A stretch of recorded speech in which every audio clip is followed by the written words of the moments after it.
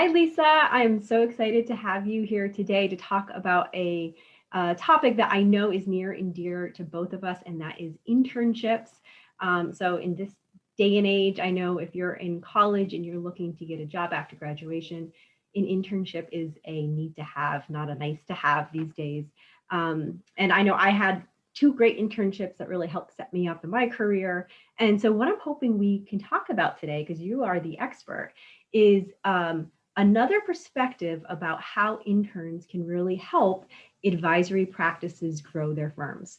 And I know, again, I'm excited because right now you are a consultant at BNY Mellon Pershing, and Pershing is really focused on building and developing wealth and advisory practice firms so they can innovate and scale and grow. And I know you're focused specifically on strengthening the firms. And I know we're going to get into this a little later, but I'm excited to talk about how an intern can actually help you do that, which is not something that I think most people think about when they think about an intern. So I want both of us to provide some unique and different, inspiring perspective about what an internship can bring to the table when you think about growth. Now, you and I met in our 20s, where we were But both at. No, we were at no. RE firms. I know it was actually not long ago, right? No, I'm kidding. Yeah, right. I wish. So we met years ago in our 20s, and I know we were both really hungry and eager to learn and grow. And one of the things that I really have always admired, I mean, I got right out of the gates when we first met you. You've always been extremely committed to developing future generation of financial advisors and professionals. And I know that interns and internship programs is one way that you've really championed that passion. And so I'm really excited to have you here. I'm excited to have this conversation, get your perspective and your experience. But before we start, I would love if you would like to introduce yourself and tell us a little bit about you and what you do at Pershing. Sure, I would love to. And thank you so much for having me. This is really fun. And it is cool that we've known each other for so long and that there's so many ways in our industry for friends to contribute to each other's body of work and to support each other. So I'm really pleased to be able to support you and your business. And yeah, can't wait to see where this goes. So as you mentioned, I'm at BNY Mellon Pershing. I am in the Denver area. And I've been at Pershing for 6 years. So I spent 5 years in the relationship management role, supporting clients to really make sure that they're getting the most out of their custodial relationship. Absolutely love that job. And I love the clients that I worked with and the team that I was with. And then there was an opportunity in late 2019 to carve out a more permanent full-time consulting role inside of the platform strategy team. And so that's what I did. And it's been amazing. There's several people on our team, and we are kind of cohabit with the relationship management and sales team. So we really have our finger on the pulse of what's going on with our current clients and then what's happening for the minds of our prospective clients. So I got here via an RIA, like you mentioned, which was just such an incredible experience for me. And I got really lucky with that company because they were really forward thinking. When I got there, they did have an internship program, and they were, using it to benefit their business and benefit the students that were coming in. And before that, I spent 3 years recruiting and mostly temp and temp to hire type stuff, which I think is what kind of drove me down this path of human capital. And, when I started in the industry, I was young and I didn't know anyone, and I wasn't a planner and I didn't want to be a planner. And so I had to figure out how else I could contribute to the business or to the industry. And so I really kind of fell into this human capital piece and just being really passionate about helping people who look like I did when I started, who are a little bit like deer in headlights and not really sure what to do or how to get there. And so that's how I find myself where I am today. Yeah, I got a lot resonates with that story. I felt also like a deer in headlights, starting right out of school, graduating, and literally the next week starting at the RIA firm based outside of Philadelphia. And like you, I didn't aspire to be an advisor or a planner. I didn't even know, honestly, at that point what I aspired to be. But I certainly found a path, and I love how you talk about human capital And I didn't realize that you were doing recruiting before joining the REA. So you definitely have Yeah. unique, and especially the those contract roles. So it really is kind of, there's a lot of similarities in how do you match make or find a connection and get people to partner and add a lot of value. So I want to talk about Yeah. that. Well, So I know it's like dating too, right? Like you're interviewing the company as much as they're interviewing you. And so the absolutely. internship and the temp work has so many similarities. And, you know, you're testing the waters with the company, they're testing the waters with you. And so, yeah, I think that's probably why I'm kind of headed down that path a little bit. Yeah, that makes a lot of a lot. I didn't realize that. So that's a really interesting perspective that you bring to the table. Well, my previous career was Blockbuster, which did not equip me for anything. So Well, other than debatable. I'm sure there's be something kind, there. rewind. Yeah, yeah. So again, we know the typical reasons why firms hire interns, right? So those reasons are giving back. You know, maybe you feel like you're helping develop someone young. Like, what are some of the other kind of typical reasons that you think that advisors are Oh, get hiring a firm? copy, do the filing, do the photocopying, like digitize all of my client files from the last 20 years, free labor. I've heard every good reason to have an intern. That's not really a good reason. So yeah, so it's funny. I was doing some research before this conversation, and the number, and this is an older study. It's the Investment News compensation and staffing study from back in 2011, and it was the Mm, number one reason was clerical duties. So I was like, yeah. interesting. There's actual data to support that. Now, what Yeah, and I'll way to make people excited about becoming, you know, employees of an advisory firm is like, hey, come do all the filing that I haven't wanted to do for the last 10 years. Like that's not really inspiring at all to anybody. absolutely. So Yeah, it was like clerical yeah. duties. There was research, a lot of research.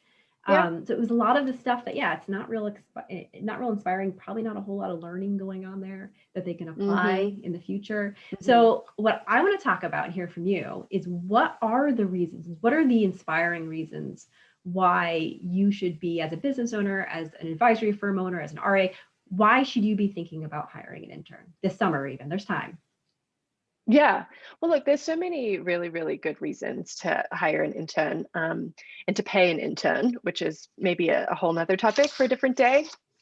But think about it from a few different perspectives. One from the perspective of the business, one from the perspective of the intern, and another from the perspective of the clients and from the employees, right? So there's a lot of different ways to kind of look at who's benefiting and why even do it in the first place. So from the perspective of the business, it's a way to challenge the norm, right? You get these college kids that come in who are really, really thoughtful about the business and they want to learn everything and they just want to soak everything up like a sponge. But what I think real internships are showing is that the intern gives back as much as they take from the business. And so you have to create a framework and a structure in which that's allowed to happen. And that won't happen if all you give them is filing and clerical work. And some of them, all they want to do is research, which is great, but that's a very kind of focused internship. But then the intern is getting the benefit, the business is getting the benefit. I think from the perspective of the owner employer, it's, you know, yes, giving back, it's really important. You know, we look at the numbers every year of the declining number of advisors in our industry, about the alarming statistics about how many CFPs are over the age of 70 rather under the age of 30. And I don't have that number on me and I wish I'd thought about that and prepped it earlier. We need more talent. And whether that intern ends up working for you or not, if you can inspire somebody, particularly somebody from a diverse background, to join the industry, then that will be good for everybody. And so business owners need to start thinking like that. For employees of the business, it's beneficial because it's a way to share your knowledge, to test what you know about the business, and again to be a little bit challenged about like, well, we've always done it this way, right? And that's why we do it. And then to have somebody else come in and say, hey, I've been doing this task and I've cut out 5 steps, what do you think, right? And being open and receptive to that kind of thought. And then for the clients, I think that that's an element that a lot of people don't consider when they're thinking about interns. But I've talked to a lot of firms who have interns, and one of the companies I support on a consulting basis talks about how they bring their interns into client meetings, and how that changes the tone and the ambiance in the room with the client, because now all of a sudden you're showing to your client your investment in the future. They want to talk to the intern more than they want to talk to you, the advisor, and it just kind of creates this different relationship. And I think that there's just a lot of positives there for the business as a whole, regardless of which way you're looking at it, or who the stakeholders are. Yeah, I love how you framed it in those 4 different buckets, because it really does provide. There really is truly, and I've had probably over 20 interns at my different roles, and I completely agree. There is such value. So I want to dig deeper. There's such value though to not just the business, not just the intern, but to the team and to the client, or whoever your end user is. That you don't necessarily know going into it. But you mentioned something that I do want to dig in more on, which is, with the right framework and structure. So specifically talked about challenging the norms and how they can help. So focus on the business, challenging the norms, and how they can really help, help evolve and push the business forward. I would love to talk a little bit more about that, because I have also seen that be, frankly, that's one big reason why I'm hiring an intern this summer, is Nice. because I want to, and a paid internship, of course, I do agree with you on that, is I do want to have someone who, essentially, I'm forcing myself to create some systems. Like, I'm forcing myself to get out of my comfort zone and think about the business as a business. And really, like, I want someone who I'm accountable to and I need to create structure for. And that's been, I think, probably in my experience, that's been one of the most helpful things from an intern, is just forcing me to, like, have a plan in order for it to be successful, right? Like, have a plan, Right. and look like about, like, push back and question the processes or lack of process, help me establish it if it's not there, document all those things. But from your perspective and what you've seen in your experience and at other firms, what are some ways that you can set an intern up to challenge the norm in a productive way?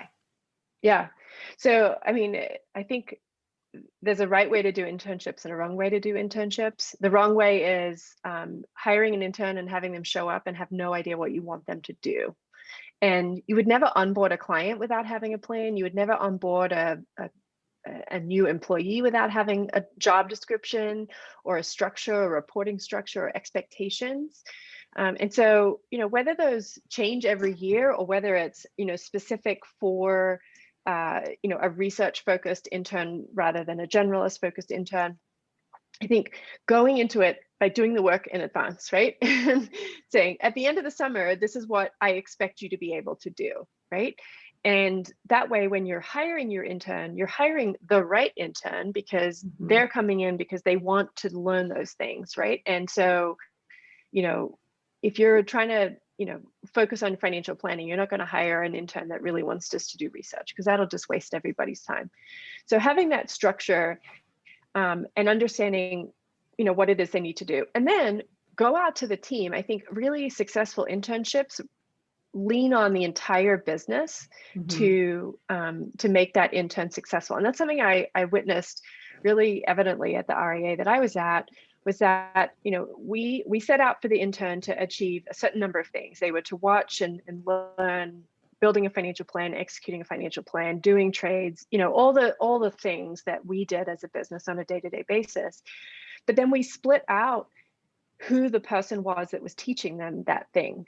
And so every single person in the organization, from the receptionist to the CEO, had responsibilities to that intern throughout the summer to help them achieve their project that they were doing for that particular person, right? So it seems very formal and very structured, but it meant that when the intern showed up, I love how eager they are, right? Like, I would get to the office pretty early back then, and I'd roll in at 7:30, and sometimes they'd already be there. It's like, wow, you guys That are ready to energy, go. that like enthusiasm is Yeah, a it's benefit in awesome. itself. Yeah. Yeah, but they showed up and they knew exactly what they needed to do that day. There wasn't like, I'm going to show up and wait until somebody rolls in at 8:30, and then they've checked their emails, and now it's 9:30, and now they have 5 minutes to spend with me to tell me what to do today.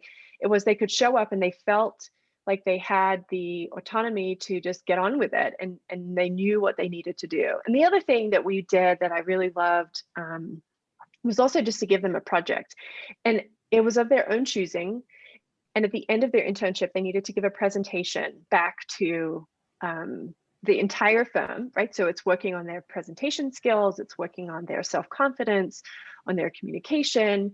And I coached them through that and helped them prepare and, reviewed their slides and all of that stuff kind of leading up to the presentation. But there was one intern we had many, many years ago, and she did a project on 529s. And it was one of those things that we'd always wanted to do, and we just could never find the time, right? To really Right. dig into some of the details and create a framework for presentation to friends of one of the partners whose kids were all kind of facing the same lifestyle and life stage of, kids in middle school and really thinking about 529s. And I'm pretty sure they still use that framework of that presentation to this day, right? And that was awesome for this particular intern. It was really, really great for the business. It was something that she was passionate about, that she was, interested in of herself. And it's encouraging for her to hear from other interns that came through years later that knew her, that they were still using her presentation. But it's also really motivating and encouraging for the next year of interns that come in that say, oh, hey, this presentation that you use with clients every day was created by an intern, right? And recognizing that, just because you're an intern, it doesn't mean that you don't have value to add to the organization. So creating that structure and that framework, it will mean that you spend less time babysitting and more time getting productive work, right? And we know that when new employees start, and we've all been there, right? We've all had a new job, and you feel like for the first 3 months, you're just a time suck on everybody, where it's like trying to learn as much as you can about the organization and the people and who to go to for what.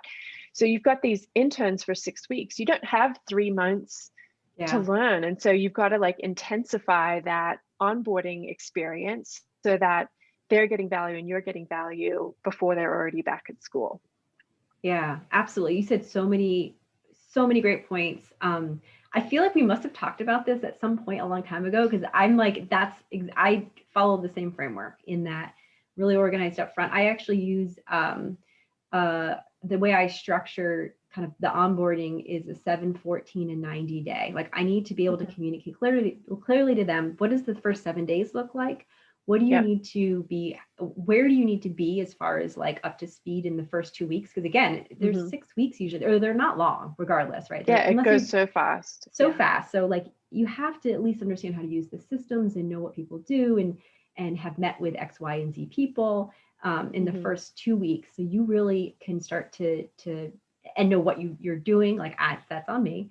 So you really can hit the ground running without me. And, obviously I'll coach and support you along the way. And then 90 is that project. I completely agree. Having a clear project that they can, one, add value to the business, and two, develop and really develop evidence, develop skills and experience, but also have evidence of the impact that they've had for a future employer is huge. I mean, that's the whole point of why you're doing an internship. And I agree with the letting the project be driven largely by the intern, whether their interests, their strengths, their areas where they want to explore. Sometimes it's areas where they see opportunity in the business too, where you're like, we had one of those one year. We had an intern who his presentation was on master limited partnerships, which was not in our wheelhouse at all. And really not an area of the business that we were really interested in pursuing. I know there are a lot of advisory firms that do, but it wasn't one that we were passionate about or that we kind of used with our clients. And so he actually held it pretty close to the chest and wouldn't tell me what he was doing. And then he gave his presentation and we were all just kind of sitting there like, oh, I wish you checked in earlier and let us guide you a little bit. But here's the great thing. 6 months later, I was doing due diligence on a retiring advisor who wanted to sell his business. And guess what? The foundation of his business was master limited partnerships. And so all of a sudden, I'm like, oh, I know what these are. Right? And so without him kind of pushing the boundaries a little bit, and that's the challenging piece, right? It's you're going to have interns that come in and you're going to have recruited them and interviewed them and feel like, hey, this person is going to be a great fit. And and then they finish the internship and like really like you as a person, don't want to work with you, you can't be disappointed with that, because you've learned something about yourself and about your Mhm. business by saying, hey, I thought I was interested in this kind of person or a person with this skill set, but I'm not. And how much better to do that when they're an intern than to go through the process of hiring them as a full-time employee and making that, I mean, it's still an investment when it's an intern, but it's a much bigger investment when it's a full-time employee. And so you're learning about your business. Everything you do, whether it works or not, is a data point as to what to do next, right?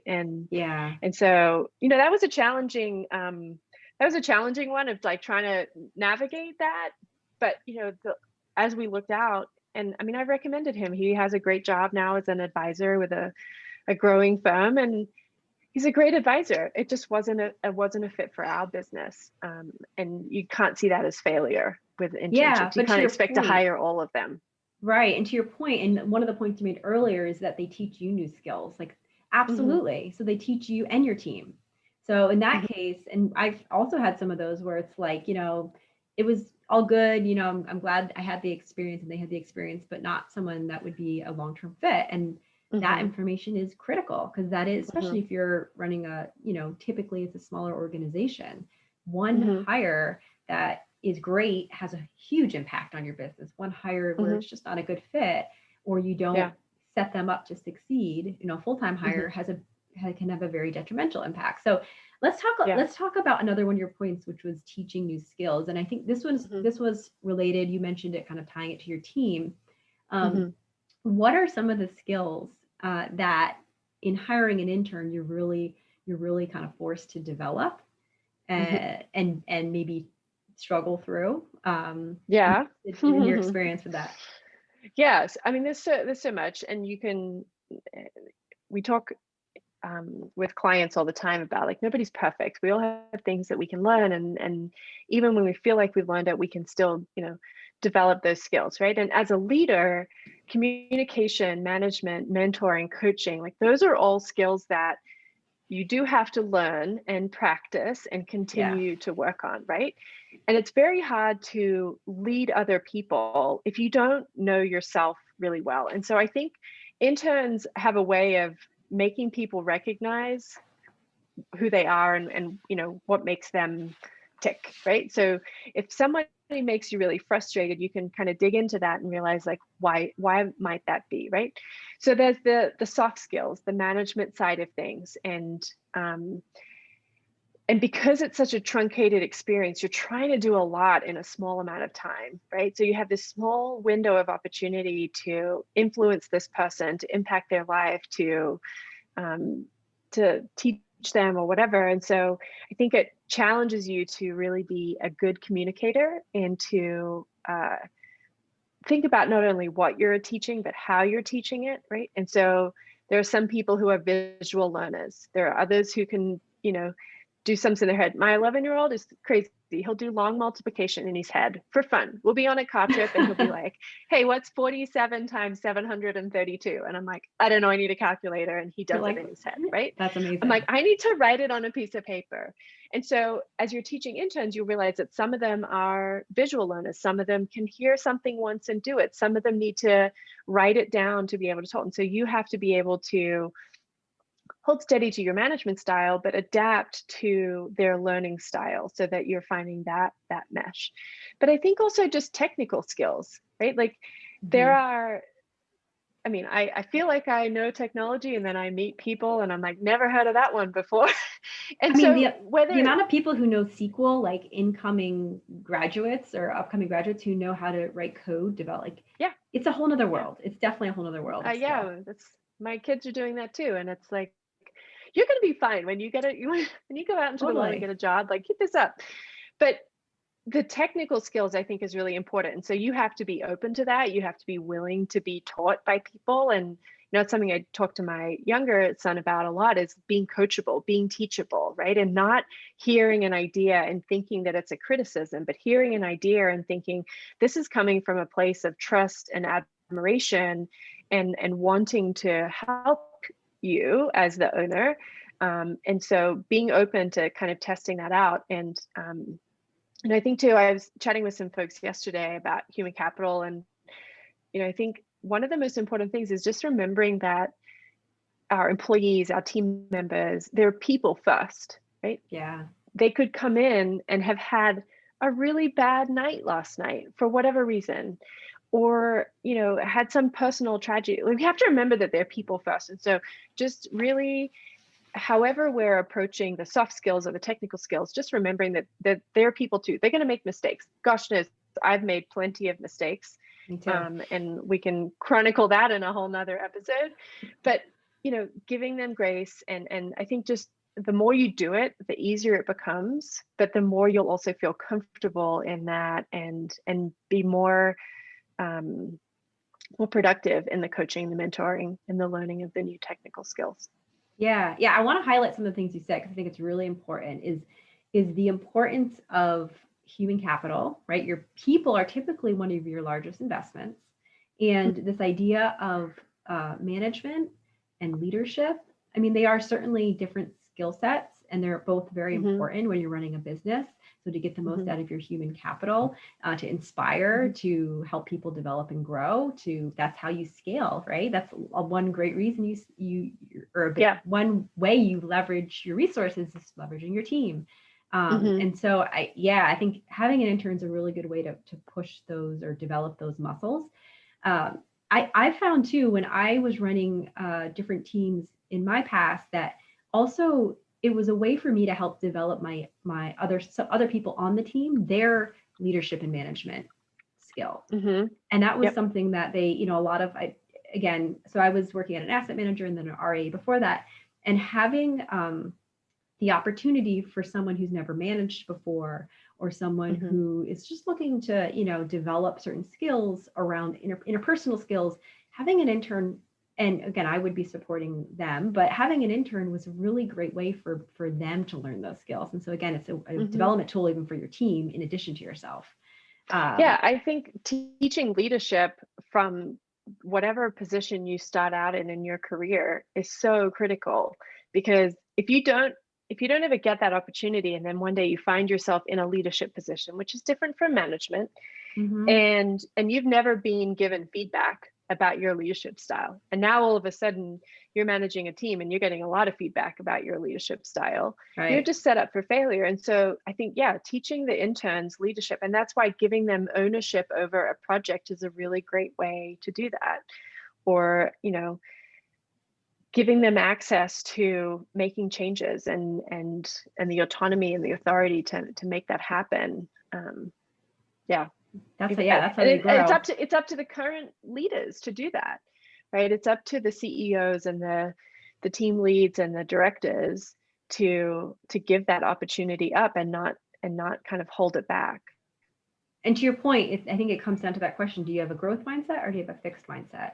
And you can challenge yourself. If we all have moments where we have both. It happens, right? But challenging yourself on continuing to try to be open and to new ideas and ways of doing things.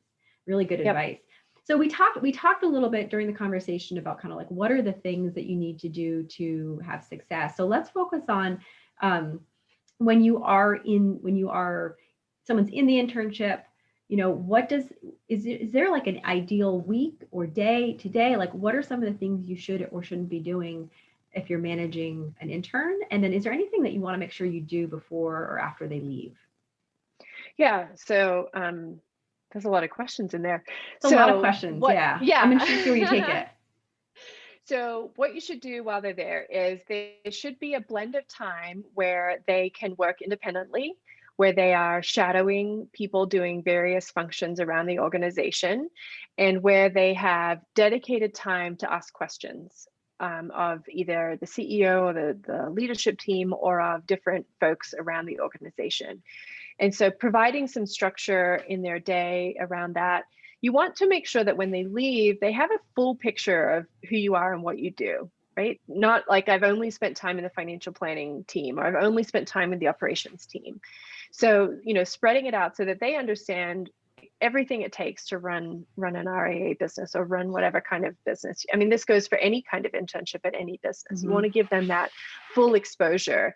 I think Stacy at Morton Capital does a really great job of this. Is when she brings in people, they spend 6 months in 4 different elements of the business, and at the end of that kind of 2-year apprenticeship like stage, they work together to find the right fit for the full-time job afterwards. But when they move into that full-time job, guess what? They've had exposure to 4 or 5 different elements of the business. And so they have empathy and understanding of why things are done a certain way, or why things need to be routed through compliance before they hit this, or, which forms we use for that, or, whatever it might be. So, but I think just, making sure you have that structure in their day so that they can show up at 7 a.m. if they want to, and just get to work, and they don't have to be sitting there twiddling their thumbs, wondering what it is that they're going to do today, right? And give them that structure. I think taking them out of the office is really great too. One of the things I love that our firm did was, during their length of their internship, every employee took the intern out for lunch, and the company paid for it. And it was a chance to have dedicated time to ask them questions. Why do you like working here? Why did you pick this career path? Even about like the area. We hired a lot of interns that came from out of state, and they were considering like whether the Northern Virginia area was even an area they wanted to relocate to. And so being able to ask those questions in an environment outside of their office, I think is just a really healthy thing as well. I feel like you should do that with employees too. Like that's a great tip just in general, like just to build rapport and and depth of connection with your team. Yeah.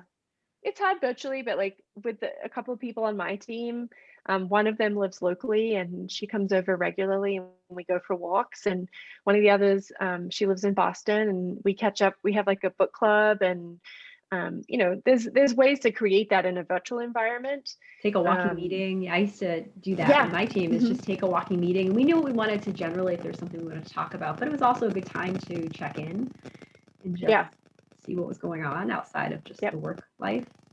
Yeah, absolutely. I remember they're people first, right? Like work is important, but there's probably other things going on in their life too that it's important to get to know. So your other question was around like what's important to do when they leave, right? And I think that's where a lot of people fall flat on internships too, is that, one is you see it as failure if you don't hire them, which is not true. I don't think that's a healthy way to look at it for you or for the intern. Not all internships are looking for jobs, right? They're looking for experience. They're looking for data points to help them decide on their future career. And maybe they take it and it's like, hey, this is a perfect fit. But maybe they take it and they realize like, hey, I learned a lot this summer, but I don't want to do this every day for the rest of my life, right? Right. But I think staying in touch with your interns is really, really important, because especially in our industry, and it's something that I really, really love about the RIA community, is that I feel like everybody knows everybody, or there's the opportunity to know everybody, right? And, our firms, you were in Philadelphia, we were in Northern Virginia, you guys came down to us, we went up to you. There's a lot of sharing that happens, around the RIA community. When your interns leave and they go and work at other companies that are out of your geographic area or even in your geographic area, and they become the competition, right? They're still advocates for you and your firm, and there's still things that you can learn from them. And so I have a list of all the interns that came to work for us while I was there. A couple of them no longer work in financial services, which is interesting, right? Like they went through the whole Texas Tech CFP program, and one of them's a project manager. One of them works for a technology company. But generally I keep tabs on them.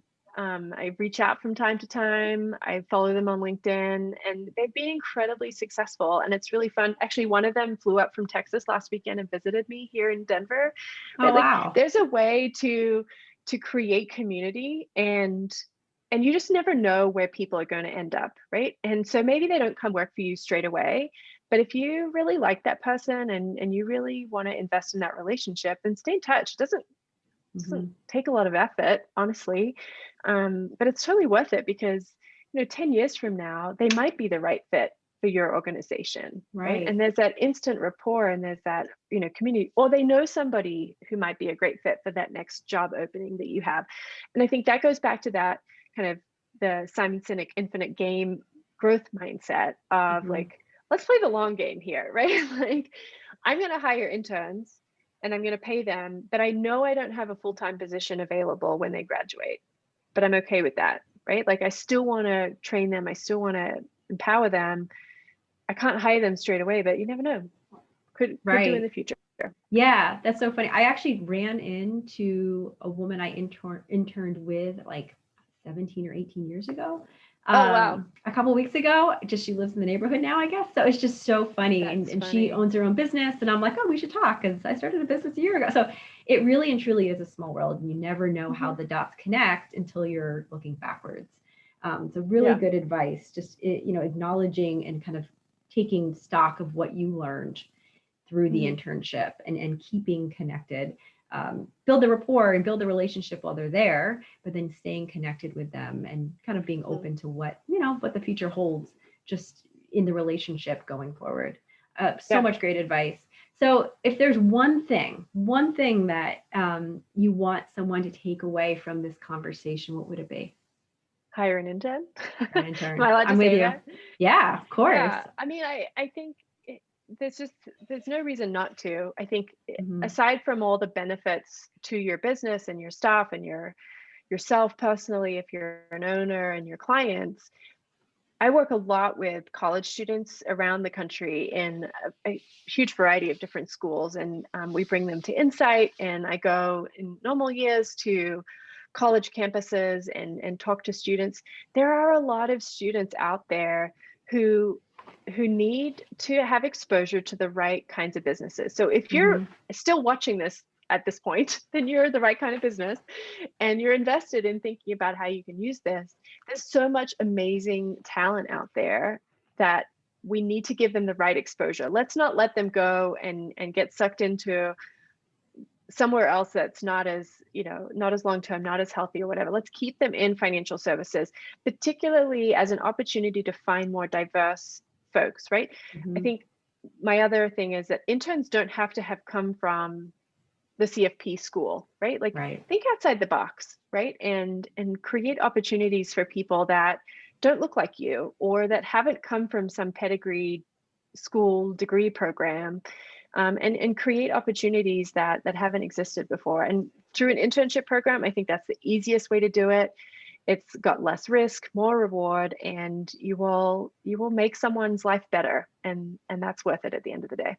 Absolutely. So the challenge is this summer, hire an internship and someone who's going to help push you and grow your organization and maybe you too. Yeah. I love it. And Great then tell advice. us about it. And yeah, reach out to Shauna and tell her that you've hired an intern and what you did that was successful, because I think the more stories we can share with each Yeah, other about what we've done and how it worked, the more we can encourage other people to do the same thing. absolutely. People love to hear success stories or just learning from the Yeah. experience. That's important too. Yeah, Yep. and to give people a little bit of hope here again, if you're still here, then you're hopefully on board at hiring an intern. I posted a job description a week ago on LinkedIn for free. I got over 40 applicants. I met with 4 people Wow. this week that were all super impressive. And there's 2 of them I'm like, I would be thrilled to have them be an intern. So I'm making a decision today. The effort to do that was very minimal. The impact on Hmm. the business will be enormous. So if you Yep. haven't considered it, definitely consider it. If you have Yep. questions about how to think Well, about or and go through, there's lots of good information here. yeah, and I know we're out of time, but there's a couple of really great resources available to advisory firms in particular who, if the thought of reviewing resumes and doing interviews is overwhelming to you or scary to you, there's some really great groups out there that do um, placements like that for you. One in particular is called the InvestNet Institute on Campus. Okay. And I'll make as an sure to put REA these in the firm, notes you too. pay a small fee. Yeah, you pay a small fee. They do all the work for you and they present you with options for interns and they set it up. They also do full-time hires, but they work with a lot of schools around the country. Again, not generally CFP schools, but they put their students through some content and training and education before they're qualified to be placed in an internship. And so it's just a really great network, and it's a low cost. I've had several clients who've used it and love it. And so if the thought of doing what Shauna did is too much, then check out other resources too that might be able to help you. And we'll include them. I'll include them in the notes with the video, because it sounds like there's some really great resources out there. So yeah, Lisa, so much fun. I know we could talk about this literally for hours, because it's both probably people. I think in general, like people and human capital relationships are both areas or topics that we're both very passionate about, and understand the impact if you get it right, or as you figure it out in the business and in your own life too. So thank you so much for joining me. If anyone wants to connect with you or learn more about BNY Mellon Pershing's resources, how can they get a hold of you? Yeah, you can find me on LinkedIn. I don't know that there are many Lisa Craffords with 2 F's out there. Or you can go to Pershing.com, and we have a ton of great resources on the website for advisory firms, and would love to chat with you. Awesome. Yeah, and you can reach me on LinkedIn as well. It's at Shauna Mace, or at inspiregrowth.com. Thank you again, Lisa. This is a blast. I think we have some more topics at some point we're going to have to talk about, because we're both absolutely a lot of human capital topics here that we didn't dig in even deeper. We could go deeper, I know. So again, thank you. It was a pleasure. Talk to you soon. so much fun. Thanks, Shauna.